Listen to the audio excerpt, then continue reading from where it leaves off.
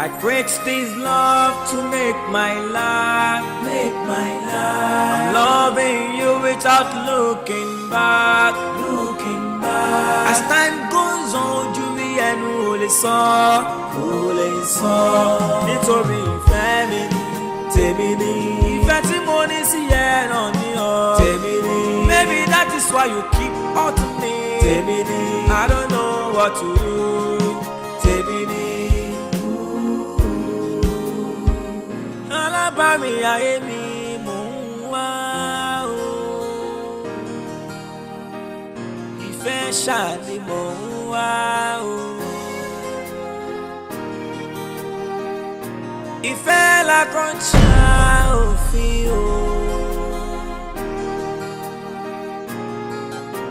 I create this love to make my life, but you keep haunting me.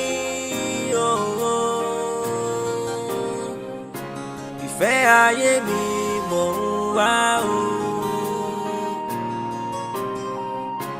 I love you, you are my life.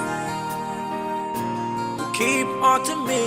I create this love to make my life, I'm loving you without looking back, As time goes on, you be and only saw,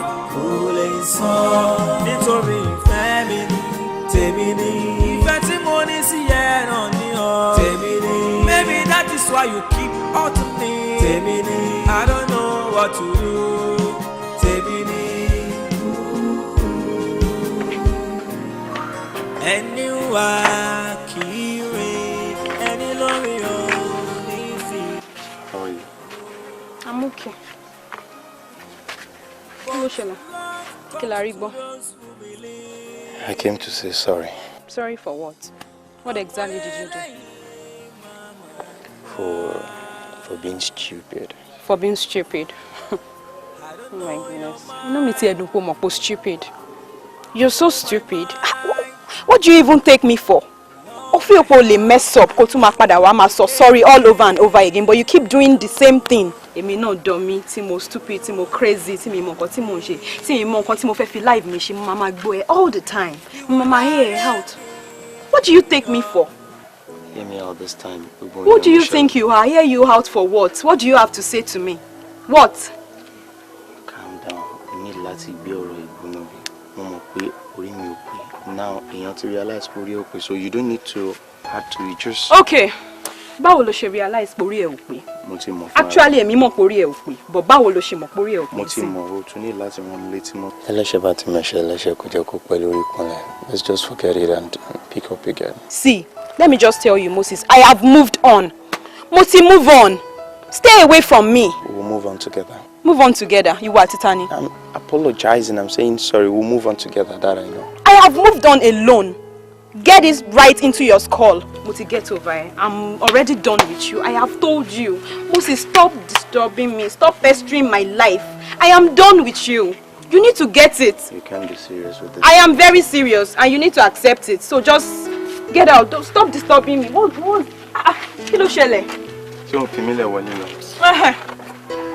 You want to get out? Kí ló ṣẹlẹ̀? Hello?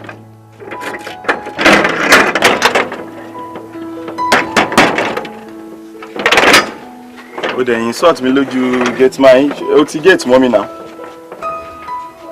Hello? Okay.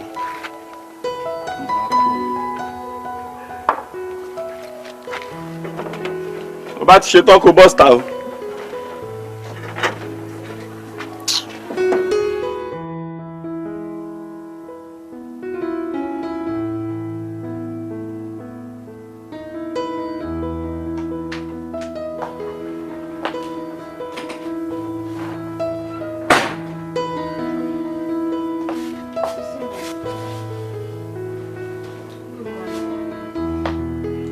My sleeping beauty. How was the night? I didn't sleep well. My night was so short. Kí ló dé, kí ló ń rò? I just had too much to write in my diary.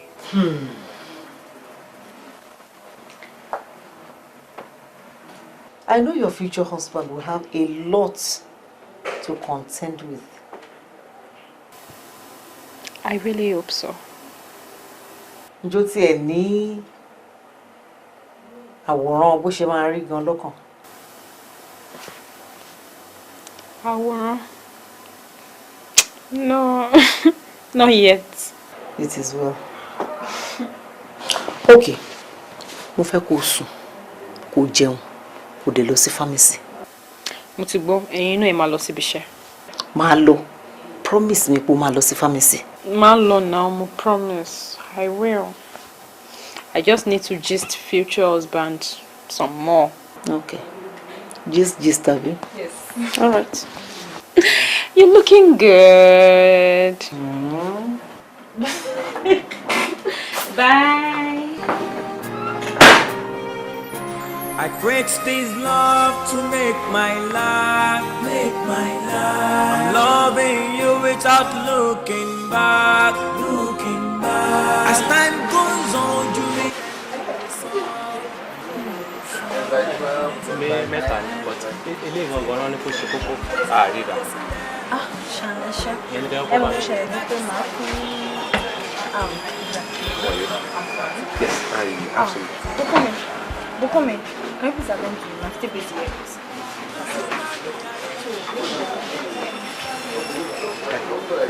Ẹ bá mi wo àwọn òfin ìyá gbogbo ẹ̀ wá. Okay. This. Àwọn olùṣẹ́lẹ̀ ni. This. We have this. Oh. But I ní àwọn tó kù o. Mi dẹ̀ mú any other pharmacy ní àdúgbò yìí. This is the only place I come for my medicine. Tẹ́ bá lè padà wá títí ìrọ̀lẹ́. Wọ́n ti máa kó wọn wá. But for now, you can just go with this. So, let's. Àwọn olóńgbò ta ló ń lo àwọn oògùn, especially this one. Àbúrò mi, my sister. Your sister. Yeah. How old is she? She's 25. 25. Yes. Okay. Ẹ jẹ́ kán lo eléyìí láàárọ̀. This in the afternoon, eléyìí lálẹ́. But she read this particular one. Ẹ jẹ́ kán lo pẹ̀lú paracetamol. Ẹ dẹ̀ make sure pọ́n complete gbogbo dose wọn. Oh, definitely. I'm going to be on top of her. Yeah. I'm going to be Go better, so we are fine. Okay, so what do you want to Let me calculate it all.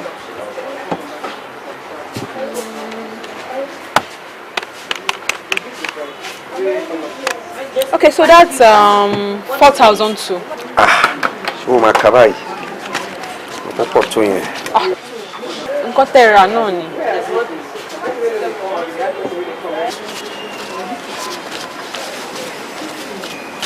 Ó pẹ́.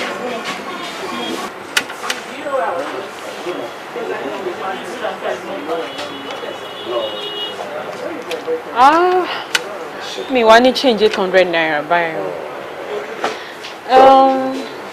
Judith, show one bẹ́ẹ̀.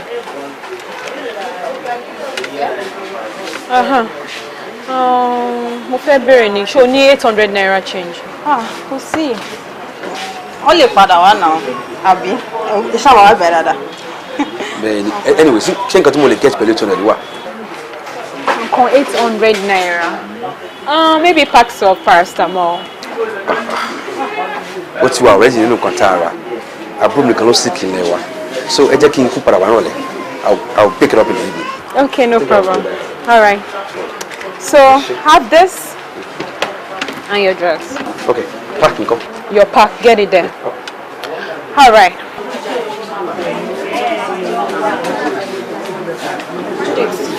Jọ̀ọ́ mi go through àwọn oògùn tí mo ti take stock ẹ̀ yìí. Okay.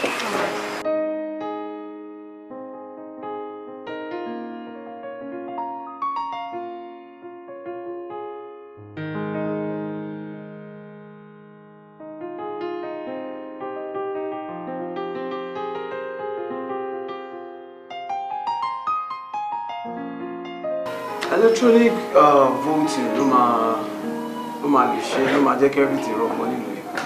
Yes. Wọ́n dé o. Daddy, yes, sir. How are you, my dear? I'm fine. So they do? Yes, sir. Báwo ni iṣẹ́? Fine, sir. I'm fine. Hey, big brother. How far? Sure, all right. She mean, hi, big brother. You don't even have no respect for me. Ṣé kó pè ní kid brother ni? Ó tún ní big brother ò ń bí. Ó dé nìyẹn. Ṣé kí n kúnlẹ̀ kí ẹ ní? Daddy ẹ̀ sọ fún iye distance wà láàrin mi àti ẹ̀. Next time, wàá kúnlẹ̀ wàá kí mi ni. Ó fi yẹn lẹ̀. How was your day? Anyway, my day was good. What about you? Fine, fine. Lẹ́jàre, my dear. Yes, sir. Ṣé Ajídẹ̀wá ṣé wọ́n ṣàárẹ̀? Daddy, don't start. Daddy, you're so funny. Ewu tún ní ṣe wọ́n ṣàrẹ̀. Ṣé máa pray káwọn èèyàn máa sick? Àbí bọ́ọ̀ bá ṣàárẹ̀ kí ni wọ́n ṣe fẹ́ ta oògùn? Daddy, kò dìgbà téèyàn bá ṣàrẹ̀ ká tó tàn àwọn. Mo ti sọ fún yín, ó ń ṣe gbogbo ìgbà táwọn èèyàn bá ṣàrẹ̀ nìkan ló máa ń ra oògùn. Irú àwọn multivitamins tí máa ń rà fún yín wá sílé ń sìn. Ẹ ní láti sick kẹ́ tó lò náà. Because ó máa ń ṣara lóore ordinarily. Tiẹ̀ dání ẹ̀ torí ro tẹ ẹ̀gbọ́n ẹ̀ ń sìn àṣẹ lọ́ọ̀yà. Báwọn èèyàn ò dáràn kọ́kọ́ meet nígboro òun ò lè jẹun bọ̀rọ̀. No, Daddy. Kò dìgbà téèyàn bá commit crime kó tó di ń pa àwọn arówó tiwa. You know, we are into so many things. Agreement, legal representation, and even consulting lásán. Táwọn èèyàn bá wá fún, a máa gbowó. A lot of things. Èmi náà mọ agreement oríṣiríṣi. Ibẹ̀ gan lẹ́rù owó wà. Ìyẹn náà jẹ́. Sísí mi kọ́. Wo tí a tètè lọ bá wọn nínú kitchen kẹ́tètè ṣe oúnjẹ kíákíá. Ebi ń pa mí. Honestly speaking, see, bring this to my room. Really? Daddy Sherry. Daddy Sherry. She's your kid sister. Ẹ wá tọ́jú ẹ̀ kò sí. Same thing tí mo sọ, mo ní pé mo ò ní change. Ẹ lọ wá change 30 naira wá ń ta kẹ́ wá gba 100 naira. Bẹ́ẹ̀ ṣe sọ láti jẹ̀dá náà nìyẹn torí 70 naira. Kí ló dé? Ẹ wá ní 70 naira. Àti mo lè kúrò bí Adíkẹ́ lọ ọ̀tá kẹ́ lọ wá change wá kẹ́ wá gbowó yín. Láti jẹ̀dá. Okay.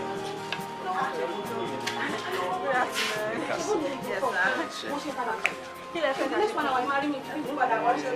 Bí ọ̀yà àti tí wọ́n máa ń wà lórí tébù náà. Lára.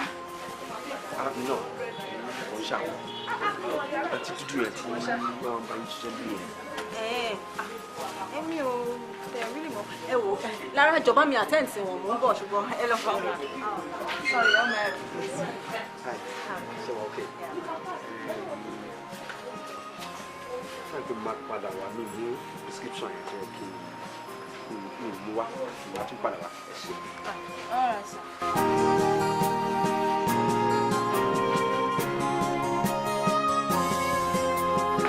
Ọmọdé o. Ṣé o náà wà ní ìpàdé wa ni? Gbọ́dọ̀ wà bẹ́ẹ̀. Kí ni ìpàdé wa yìí dá lé lórí o? Wọ́n mi à ń gbọ́ yín. Bùkúnmi ló pè mí lánàá.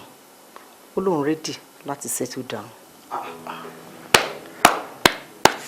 That's nice. Kì í ṣe ọmọdé. Mọ́mí, tí mo bá gbọ́ yín dáadáa, ẹni Bùkúnmi fẹ́ marry. Wọ́n ló fẹ́ marry. Daddy, Mọ́mí, experience wo ni Bùkúnmi ní nípa ọ̀rọ̀ lọ́kọ-láya, nípa ìgbéyàwó? Ẹ gbà mí. Ṣé èèyàn máa ń lọ experience tẹ́lẹ̀ ni? Ṣé èèyàn máa ń lọ school lẹ́yìn? Èèyàn kì í lọ experience ẹ̀. Ṣorí tí experience marriage bá ti wá, bó bá ṣe wá báyìí, lèèyàn ṣe máa face ẹ̀. Èèyàn ń gba certificate ń di ẹ̀, èèyàn máa ń learn on the job ni. Yàtọ̀ sí yẹn àti ẹ̀ lè ní kò lẹ́ experience ṣe bí orí mi àti ẹ̀ bá ṣe ń ṣe lọ́kọláya. Lọ́kọláya ò jù bẹ́ẹ̀ náà lọ. I wonder. Kéèyàn mọ ẹ̀tọ́ ó ti tán. Àbí now? Ok, ká gbà wípé ó ti tó èjì àti ní ọkọ lóòótọ́. Táwa lẹni tó sọ pé òun fẹ́ fẹ́ gangan. Moses, of course. Mo like wọ́n keep relationship. Moses. Ẹni wá kì í rè ẹni lórí o. Are you sure about this your decision? I mean, did he really propose to you? Of course, I'm sure. Who did he propose to me? So, what's the delay? Wait, why is your face like this? Aren't you happy for me? Of course I am, darling. I'm not just comfortable about this your quick decision, you know.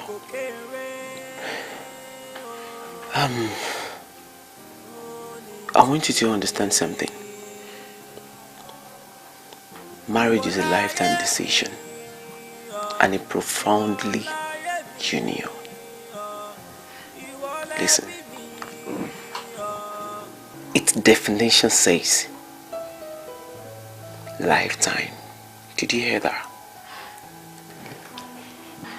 Bukumi, are you sure you're ready for this?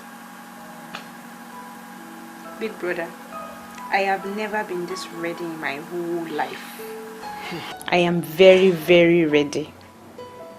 I'm ready to have a home of myself. I need to have a family. That is what you keep telling me. I mean, Bukumi, come on. It is not about family, you know. Yes, it is how much you truly love your partner, like the person you want to spend the rest of your life with. How much do you love him? Like, it might haunt you someday and you'll be like, okay, you want to give up. I love him. Trust me, I really do love him. Bukumi, and I'm very sure about this. Bukumi, I am your brother. Mo ti mọ̀ ẹ́ láti ìgbà tó ti wà ní kékeré. Mo dẹ̀ mọ̀ wípé kò sí ẹni tó lè nífẹ̀ẹ́ tó bí mo ṣe nífẹ̀ẹ́. I'm not just comfortable, like I'm scared. Anyway, it's fine, it's alright, it's okay. I wish you best of luck. Thank you, big brother. Thank you for wishing me luck. I love you too, and you know it. So just stop bothering yourself. I'm fine. Here is my pen. Bukumi báwo. Okay. Ẹ kú jókòó. Ó dẹ̀ ní pé ó fẹ́ nǹkan kan. Ah, not at all. Mo ti take care of mi kí n tó wá sí mi báyìí. Ṣé pé ó ti jù ṣá? Ẹ mọ̀ pé mi ti jù yín náà. Ṣé Moses mọ̀ pé ó ń bọ̀ níbí báyìí? Moses mọ̀ pé mò ń bọ̀ náà. Ó mọ̀ àbí? Ó wà wẹ̀. Okay. Ṣé bẹ́ẹ̀ sọ pé ó wà nílé ni? Ó wà nílé. But nǹkan tó ṣẹlẹ̀ ni pé Kí ni? Ṣé everything wà okay ṣá? kò sí bọ́lá má jẹ́ kó sí. Omi lọ́tẹ̀ kékeré kọ́. Àbí wọn bọ̀ ló try jù. Ìwọ kẹ̀, I know. What's up? How are you? Ìgbà ló dé?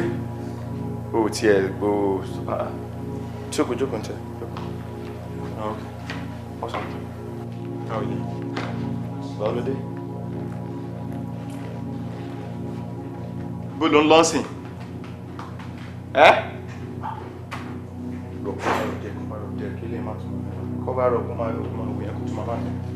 Òtútù sáyé ọlọ́mọ ẹ̀kọ́ parí ẹ̀dá oníṣìnà òṣì.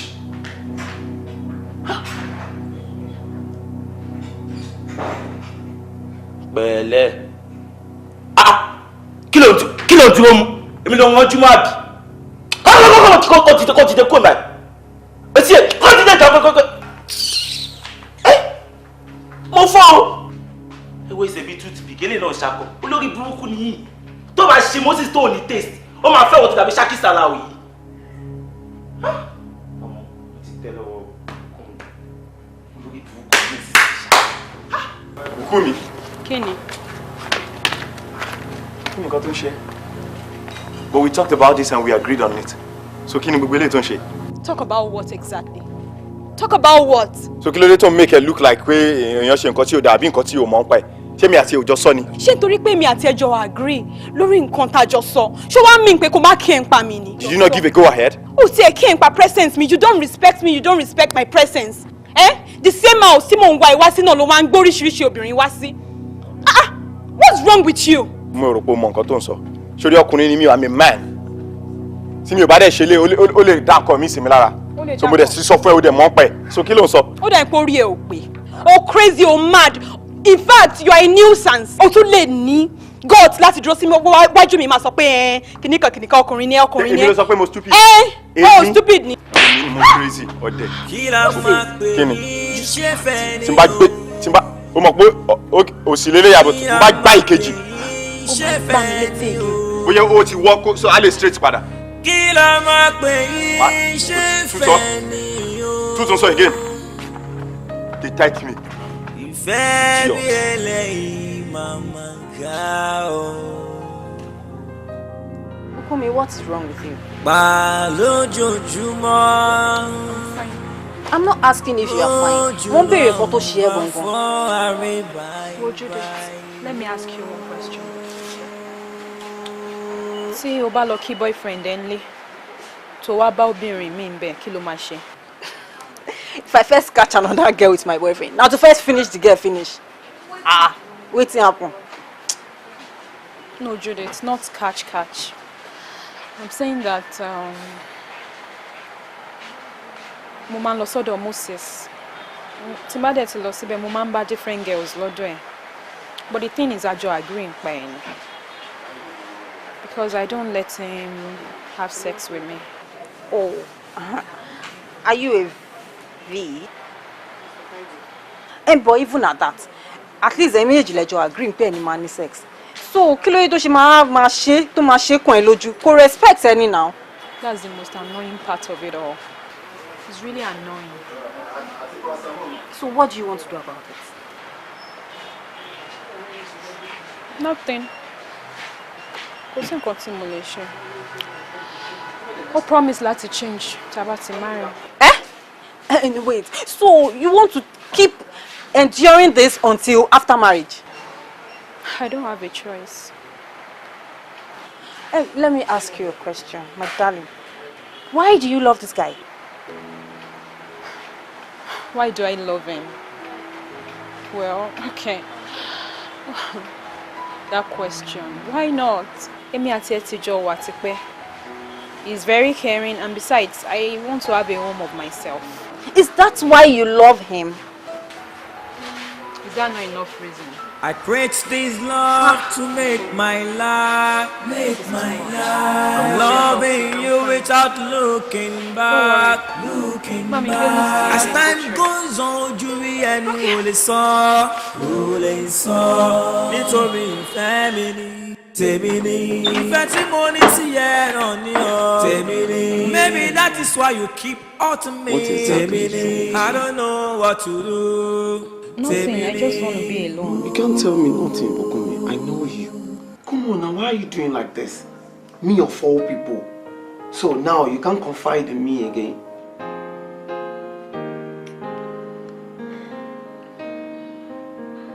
We are set.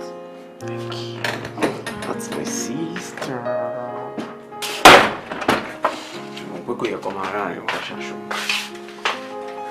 I'm listening.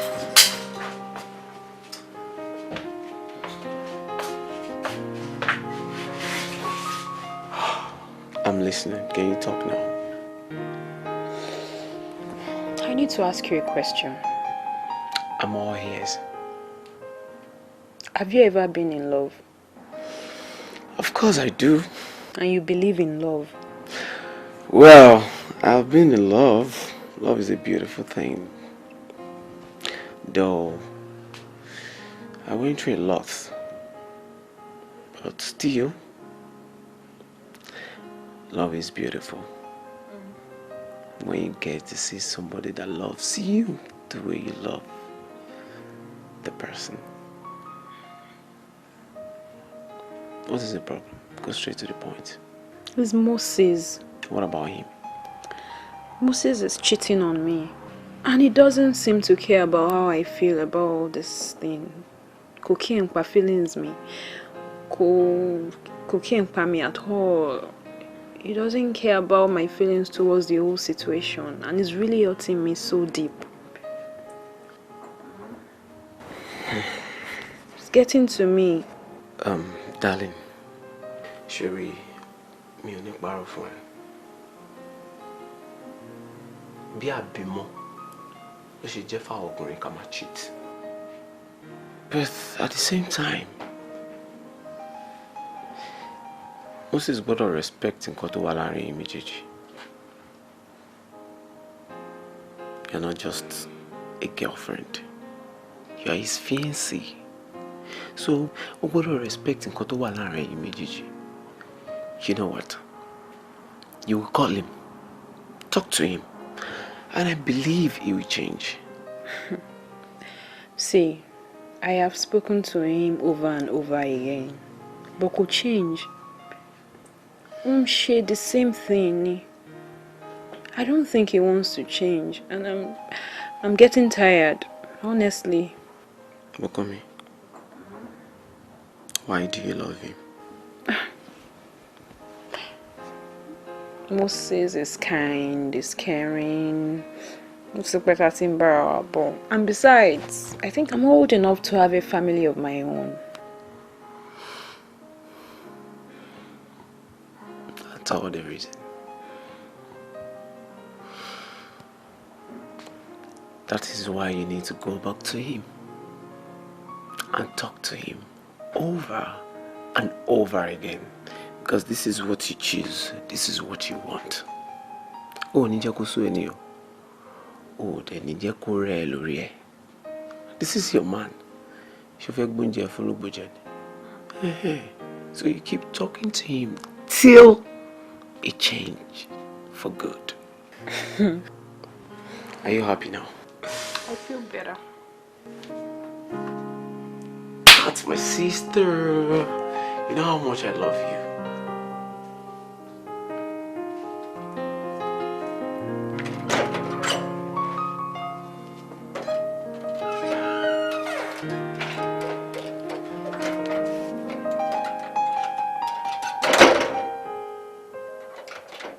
What are you doing here? See, babe, I'm sorry. Sorry about everything. I didn't mean to do that. Sorry about it. It won't happen again. Can you share them? I'm sorry. I'm going to cut you right, but I asked for it and you denied me of it, but I'm sorry, just forgive me. Ask for what? But you were willing to wait. Yes, but I'm human.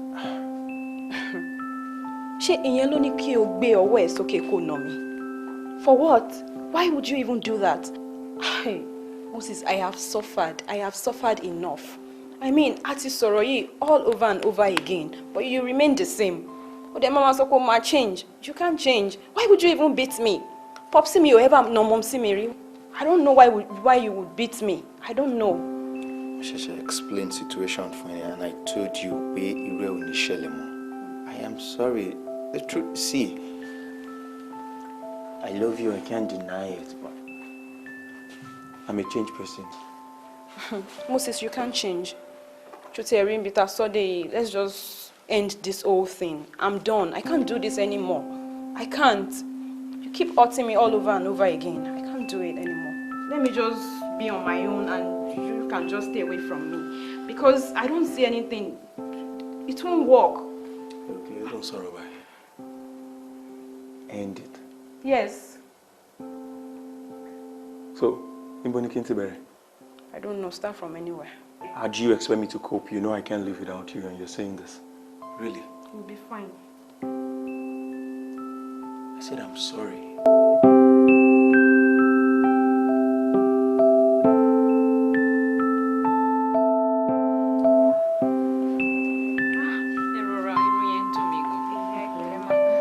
Sorry, darling. Thank you, baby. You look so beautiful, my baby. Really? Yeah. Yes, baby. I didn't even recognize you. Really? Yes. Show little yen. Let me look at my You know what? I came to Obama because I'm not going to So I'll see you guys later. Alright, darling. Macbell. Alright, darling. She came for me. No, you can't say it. I'm a low week. You're right, you're right. We are now in Chicago. My beautiful friend. So today you can brag. Me ò trust woman yẹn o. Kúlà méjìlá ni mo gbé fún. Okay, ma. Make sure pé ó pé gbogbo àwọn ẹran yẹn pátápátá kó dín kó gbé sínú ibẹ̀ yẹn tó ti yẹ. wo. Arábìnrin, ó tí ì múra ni. Màá múra ń sìn ẹni tó máa bá mi wé gèlè náà lélẹ̀. Ṣé wọ́n sọ pé àwọn ti dé tòsí ni torí mi fẹ́ dírẹ́sì ilẹ̀ kí n máa sweat. Ok, ṣé bóyá wọ́n ti dé tòsí church? Ṣé wọ́n ti dé tòsí church ni? Ìyẹn kẹ́kọ̀ọ́.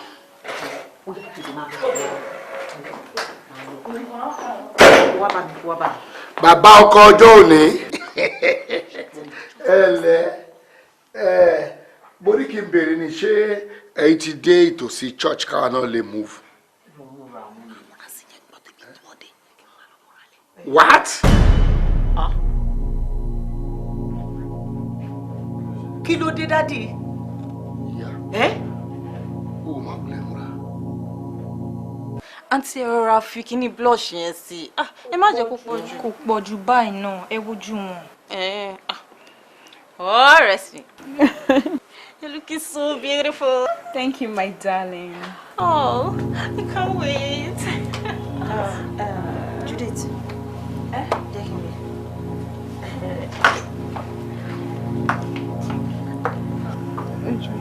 Excuse me. Lara, what's going on?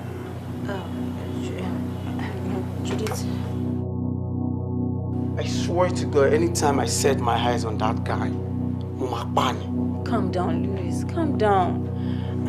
Ǹjẹ́ o ti bèrè lọ́wọ́ bàbá ẹ̀? Kí ló dé tó ṣe máa kúrò ní country? A date to his wedding. I don't even care. I don't care with his reasons. I don't want to know. It's none of my business. Tí o bá kí n ṣe wípé ọmọ àlè olórí burúkú ọmọ ló máa wúrú wà tó wù yẹn. Tó bá jẹ́ pé ọmọ gidi ni ṣó yẹ kó ṣe irú nǹkan tó ṣe yẹn ni. You know what? Just keep trying his number. Ó ṣì lè ring. You never can tell. His parents are not even picking calls. What? Yeah.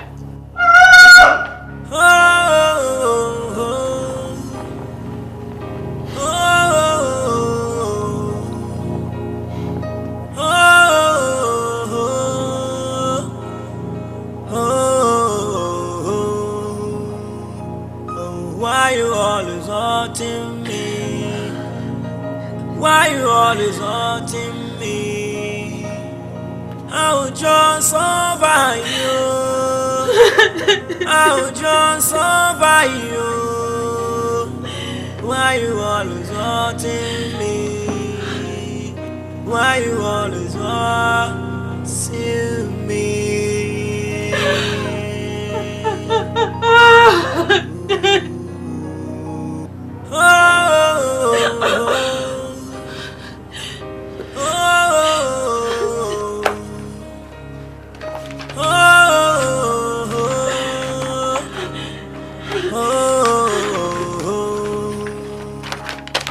Why you always haunting me?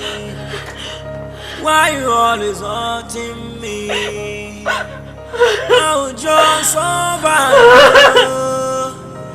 I will just survive you. Why you always haunting me? Why you always haunting me?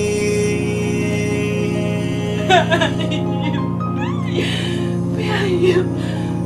Ìfẹ́ tí ń dání lóró kò lè mú ní gbàgbé o.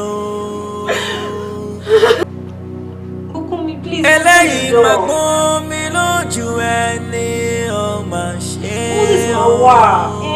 Just trust me.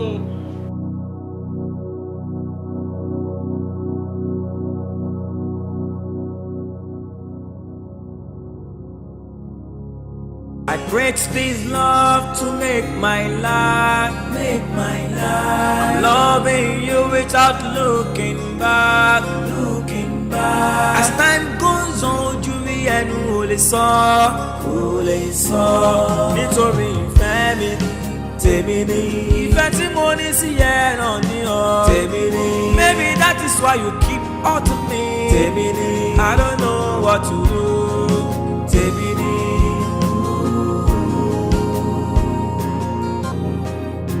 Ìfẹ́ tí ń dání lóró kò lè mú ní gbàgbé o. Eléyìí máa gbọ́n mi lójú ẹni ọmọ ṣe o. I create this love to make my life. I'm loving you without looking back. You can go now. It's getting late. She will talk to you in the morning. I can see that she's really hurt. Okay, ma, phone time. Good night, mommy.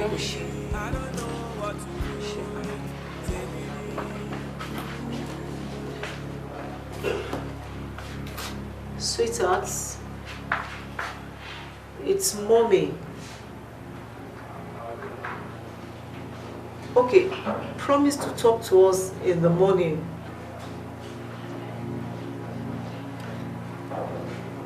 Eh?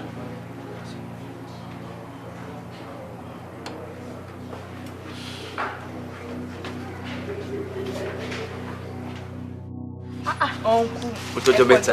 Ojo kan pẹ̀lú. How the business? Adúpẹ́ fọ́lọ́run. Olúwa ṣeun. Kò sí ojú Instagram mi o. Iṣẹ́ ló gbé mi lọ sí ìlú ibòmíì. For a couple of months. Mo ṣe tún dé padà ní. Ẹ jẹ́ má bínú iṣẹ́ wo lẹ ṣe. I'm a psychologist, a social psychologist. I'm managing pẹ̀lú àwọn tó bá wà mentally disturbed and traumatized to get them back to normal. Okay, that's nice. Àwọn àti ìtẹ́jọ́ máa ń ṣe ń kọ́. Wọ́n wà. Wọ́n náà pé wọ́n sí ọ̀n dítìlẹ̀. Yeah, wọ́n sí ara. Ọ̀gá, all right, màá tún rí wọn later. So, kí lè á fẹ́ bá ara lẹ́nu? Mo kàn fẹ́ get one or two things lẹ́nu ni. Ṣé ní fún bàtí? Fún bàtí, okay, ṣé ẹyọ kan lẹ fẹ́ nàbí fáàkì àbẹ́ṣì láwọn nǹkan tẹ́ fẹ́ rà sí?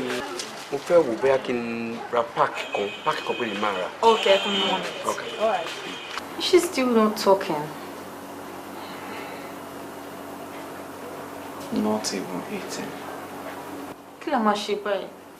A lè máa wo ràn báyìí. She's hurt. I know. Lewis, let's help Bukumi out of this. How can we be of help? How? Tell me. She won't even listen to any of us. Kò sí nǹkan kan tá fẹ́ sọ fún tó fẹ́ jọ lójúmọ́ náà. Why? Àwa náà la súnmọ́. Exactly my point. Torí pé àwa la súnmọ́ yẹn gangan ni àfi ní help kankan tá fẹ́ ṣe fún because she sees us every day. We are together, we talk together, we do things together. Okay, kí ni nǹkan tó new tá tún fẹ́ ṣe fún tó fẹ́ jọ lójú tó fẹ́ fi mú kúrò nínú situation tó wà. Tell me, talk. But what do we do now? I don't know. I don't know. Ìfẹ́ ṣáàlì mò ń wá o. Bukumi, take it easy now, eh? Don't do no. See, I understand how you feel. Momo, how long you have planned for this wedding? But Joe, please take it easy, eh? Go easy, oye mi. Momo, bó ṣe ń feel, but please, eh? Ọ̀rẹ́ mi, pẹ̀lẹ́, it is well. It is well? No, it is not well. Judith, what are you saying? What exactly did I do to deserve this? Kí ni mo ṣe? Moses promised never to leave me. Eh? How do I deal with this disgrace and humiliation? How? What exactly did I do wrong? Kí ni mi ò ṣe fún bọ̀bọ̀ yìí? Tó bá ní kí n jókòó, máa jókòó. Tó bá ní kí n dìde, máa dìde. Gbogbo tó bá sọ ni mo máa ń listen sí. What exactly did I do wrong? Eh? See, ṣé kò better gan kí n para mi? Kí n kú dànù? Because I can't deal with this disgrace. I can't. See, if you can say any other thing, but you see death, I don't want to hear it. Don't even talk about it. No, now, death for what? Kí ló ṣẹlẹ̀? Ó ṣe máa no, I understand how you feel, Joe, but please don't talk about death. I don't want to hear it. No, please, I can't stand it, Joe. Má bínú. He promised never to leave me. Oh, hear me now. He promised me. I'm sorry. Take it easy. I'm sorry. Take it easy. Please.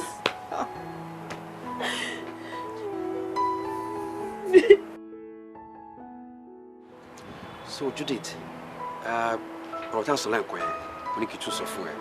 Ọ̀rẹ́, jẹ́ kí n bá sọ̀rọ̀, máa help ẹ. Give me the chance. Mr. Bankole, I know it's your job, but you see, Bùkúnmi need èèyàn tó yàtọ̀ sí àwa. Ó ti rí àwa tán. Ó need èèyàn tó lè jẹ́ kó ṣeré, kó sọ̀rọ̀, kó lè sọ mind ẹ̀ fún. Ṣé understand? Èmi ò dẹ̀ rí yẹn lára yín, ẹ má bínú.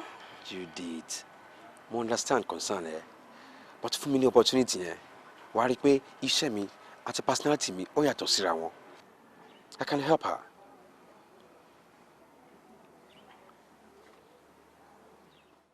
So àbúrò, ṣó ti lo àwọn oògùn ẹ? Ṣé mi ti ń wá okay? Okay, mo rò bó ti ń sùn, jẹ́ kí n fílẹ̀ kó sùn, so a rí ẹ lára ọ̀la. Tó bá ní ìdánilẹ́tì mi wà ní yàrá mi kó pè mí. Okay? Be a good girl. Good sister.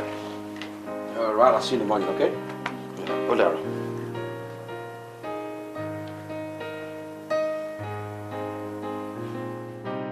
Make her relax.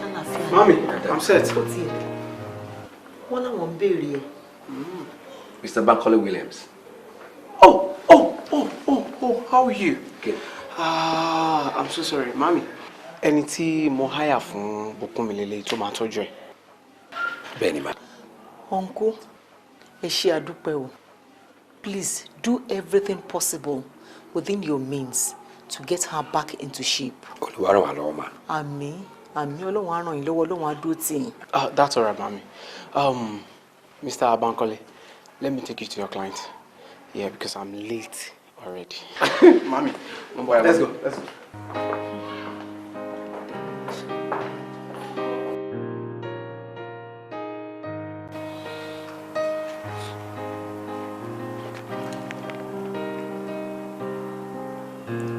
Future husband. So they hired you to talk to me. Wait, you look familiar. Bẹ́ẹ̀ni. Mama Rogu in drugstore tó ti ń ṣiṣẹ́. By the way, I'm a psychologist. Mo rí pé ó dà pé pharmacy lè ó study in school. Yes. I read pharmacology. So why do you like pharmacology? Or why do you want to be a pharmacist? Because I love it, obviously. Mo like láti máa care fún everyone tó bá wà around me. Mo dẹ̀ máa ń like láti jẹ́ cure fún ailment anybody around me. Not bad, right? So do you love your job? Of course I do, absolutely. Okay.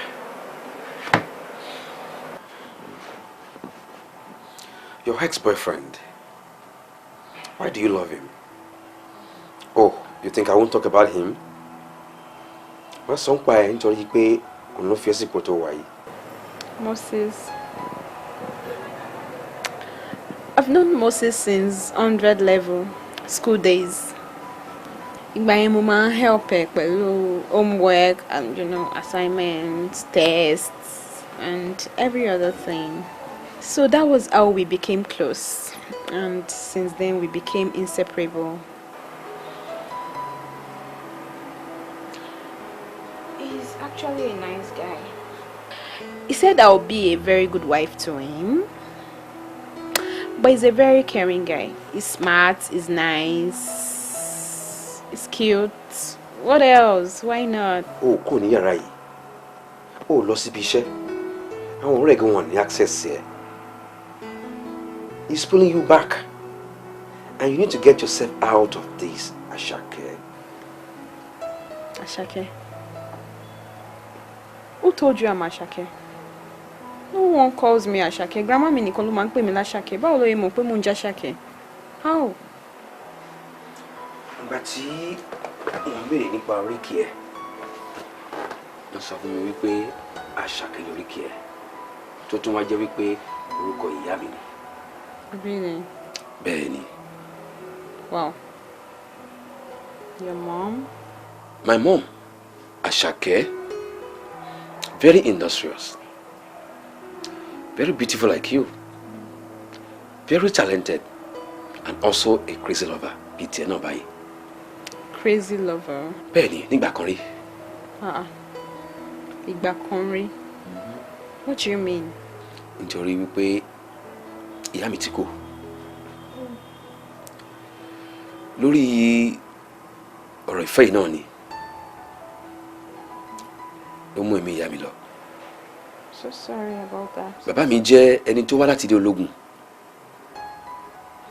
Bàbá tó bí bàbá mi ambassador sílùú Faransé ni fọdún 12. Bàbá yìí wá mú bàbá mi lọ sí ìlú Faransé fọdún 12 yìí. After ọdún 12 ó tún padà wálé, òun àti ìyá mi wọ́n tún continue ìfẹ́ wọn. Ṣùgbọ́n mo gbọ́ nínú ìtàn wípé bàbá mi máa ń na ìyá mi lójoojúmọ́. Tó bá lù ìyá mi lọ́sàn-án, á lù lálẹ́, á lù lóru. Gbogbo ẹbí wọ́n wá bá ìyá mi lé nígbà tí mo wà lọ́mọ ọdún 4 pé kó fi bàbá yìí sílẹ̀ nítorí pé ìlú yìí ti ń pọ̀ jù, ṣùgbọ́n ó kọ̀ nítorí ìfẹ́. Crazy love. Nínú oyún bàbá yìí tún kí ìyá yìí mọ́lẹ̀ láti bẹ̀rẹ̀ sí nà án tó fi di wípé àrọ́ọ̀ṣì ìyá mi lọ sí hospital. Ṣùgbọ́n ìyá mi ò padà wálé o, hospital ló kú sí. Oh my God. Wow. So, how is the baby? Ọmọ tó ń bí gbà yẹn kan. Ọmọ tó ń bí wà láàyè. Ọmọ yẹn nìkan is the only most valuable thing tí mo ní ń sìn. So sorry about that. So how is your dad? Where is he? Daddy, kò ṣẹlẹ̀ sí. Ọ̀rọ̀ ìfẹ́ tó bá ti fi sọ́nà kan kò kí ń dà. Tí obìnrin àbọ́kùnrin tó bá nífẹ̀ẹ́ hàn kan torí reason nìkan, ọjọ́ tí reason yẹn bá tán tí ò bá sí mbẹ̀ mọ́, ìfẹ́ náà máa tán. So ó dàbí ẹni pé reason tí òun fi nífẹ̀ẹ́ tiẹ̀ bóyá reason yẹn bóyá kò rí mbẹ̀ mọ́. Love must be mutual. Love must flow from both sides. Pàápàá ẹni tí èèyàn nífẹ̀ẹ́ ó gbọ́dọ̀ nífẹ̀ẹ́ èèyàn ju èèyàn lọ. Irú ìfẹ́ báyìí ló lè work. Anyway, if I may ask, can we take a walk?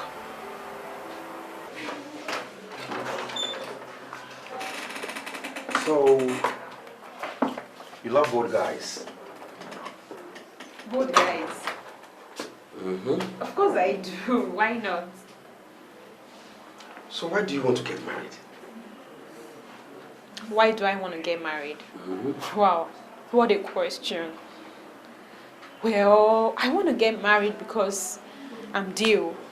I want to have a home of myself. I need to have children. But I want me not to marry too. So why not? But I want not to marry too. That's the point. But do you know that there's one thing is to want to get married. Another thing is to marry to the right person. So how do I know the right person? How do I know the right guy? How? Gbogbo àwọn messages tí mo ti send sí gbogbo ẹ deliver lánàá. Did he reply? No. Stop texting him. From this moment. Stop láti máa pè. Come on, why are you doing all this to yourself? Why are you hurting yourself? You and I know that all these things you're doing is not good for your health. Have you forgotten? Big brother, you need to calm down. Gbogbo àwọn messages yẹn, they are all old messages. Wọ́n kàn ṣe deliver ni. Listen to me. I have his number deleted on your phone. Delete gbogbo number ẹ kúrò lórí phone ẹ. I mean, off your phone and off your brain. Okay? And talk to your counselor. Okay. It's just that, you know, sometimes I wish I was married. You know, àwọn ọ̀rẹ́ mi wọ́n ti bímọ kejì sílé ọkọ. It just makes me sad. Baby, don't look at that. I always tell you this, wait for your own time. You have enough time. You have a whole enough time. Come on. All you need to do is pray to God for the right man to come your way. Please, don't be sad, okay? It's alright. Have a good night rest. Sweet dreams. And you too, baby.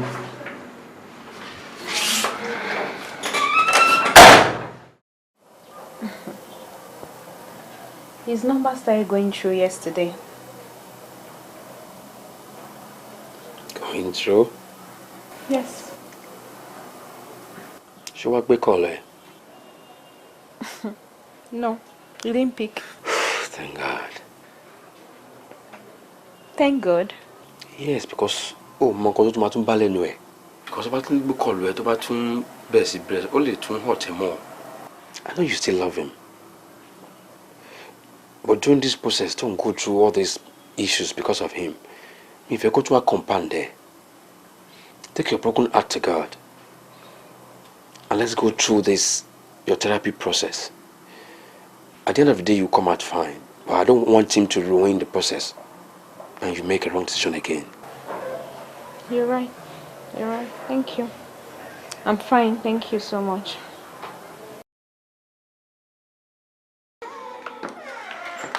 Mommy, Daddy. Hi, Colleen.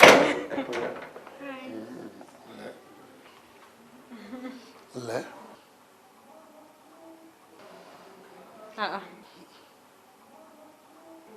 Mommy, Daddy, what's going on? Bukumi, Ma? we have information for you. Information. Is it good or bad? Ìwọ ló máa mọ̀ èyí tó jẹ́ inú méjèèjì. Moses is back and is asking of you. Moses.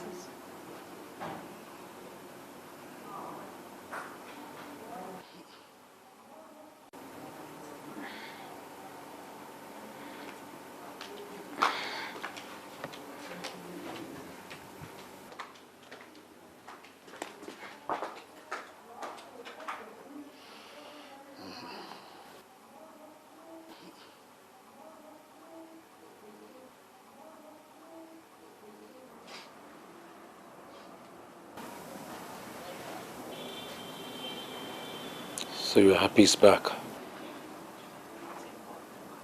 No. I'm not happy he's back. I'm happy I got to realize that I didn't really love him. You know, it wasn't about him. It was about the future husband thingy.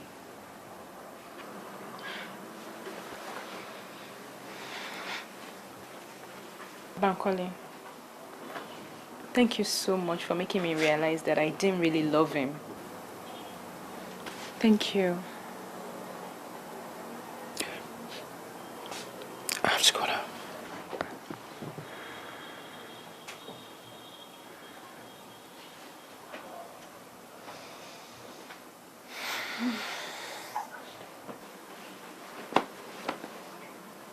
So sweet.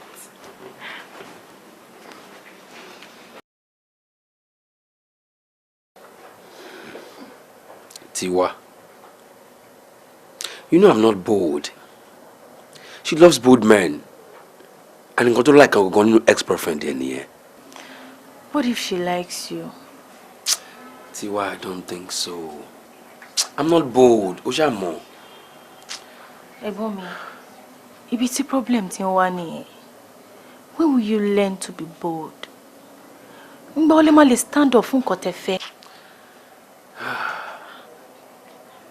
Àti pé iṣẹ́ no gbà mí fún. Mi fẹ́ mix iṣẹ́ mi with my personal feelings. This is my client. And it's not professional. Ebomi, ṣé ti gbàgbé ni? Ṣé bí ẹni ló sọ fún mi pé ẹ ti fall in love pẹ̀lú ẹ kó tó di client yín? Moreover, you guys are friends now. Well, being in love with her wouldn't jeopardize anything. Besides, her problem is even back. So, he's a man. You are a man. If you accept defeat, ni.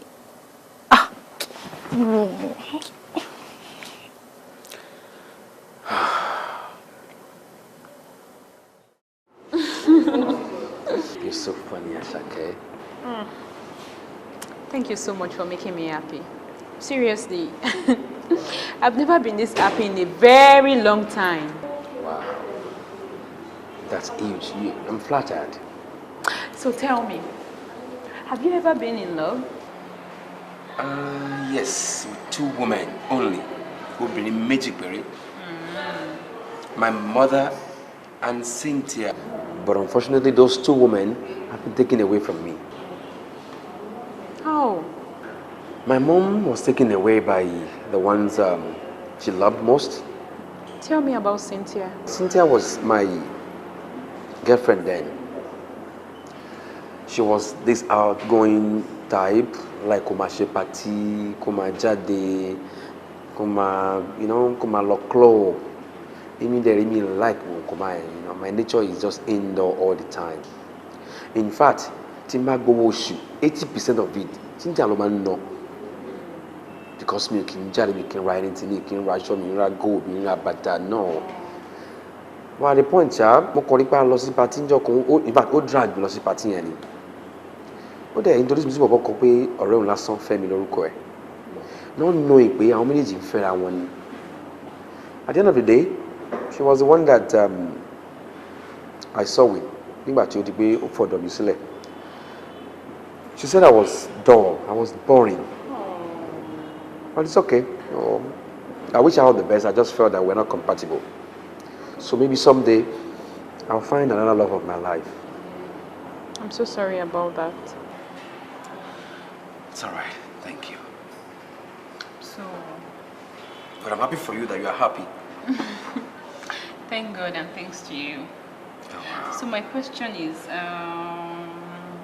don't you have anyone, like a girl you love? Right now I do. I am seeing another woman. She's beautiful, charming, lovely, spark like a gold. Unfortunately, I don't know if she loves me, but I know I love her. It's in the courage that soften me because I wouldn't want to get a no for an answer. Come on. Don't even think about that. See, if you love a woman, just go for her. Why would you even think you're not good enough for her? Why? If she's this perfect, fine, no one is perfect. But if she's close to perfect, you need to go for her. Pankole, you're a very good man. Any woman will be lucky to have you. Trust me. See, if you talk to her, just talk to me. Seriously.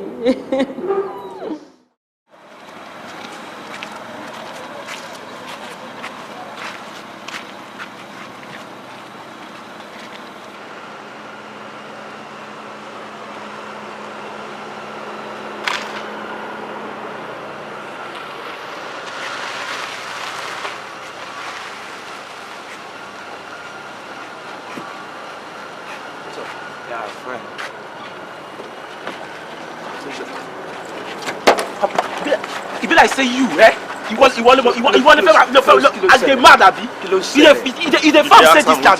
O tún sọ pé kí ló ṣẹlẹ̀. He also say kí ló ṣẹlẹ̀ abi. You want to follow that boy. What about that way?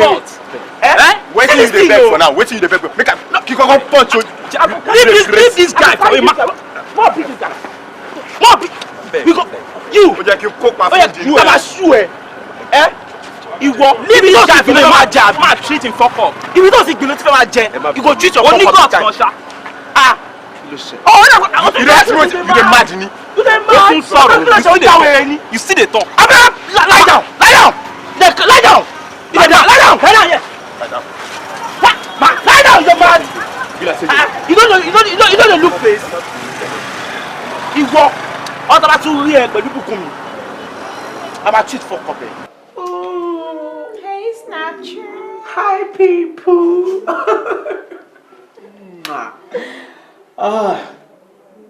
You know what, Bukum? Okay. I'm so happy. Just because you're happy again. I'm happy. I know, right? Oh, God. Mommy. See me. My baby. Erin. My baby is happy again. No, wish him. Sure. Hello. Excuse me. Okay. Babe. Bukumi. Babe, what happened? I mean, Daddy really liking you. You know, he's really into you. For him to arrest Moses, like Shekpo reporter. What do you think? I'm talking about my alone. What's man though? Though I'm happy that he did this one, but what's man she telling you? That's Kerilo Mama follow Pashawaka Kiri. Law. So from Baba, I'm done with him. Long done with him. And when I'm saying I'm done, I'm done. You're done? Yeah. Wow. Banky. Yeah. What's your definition of forgiveness?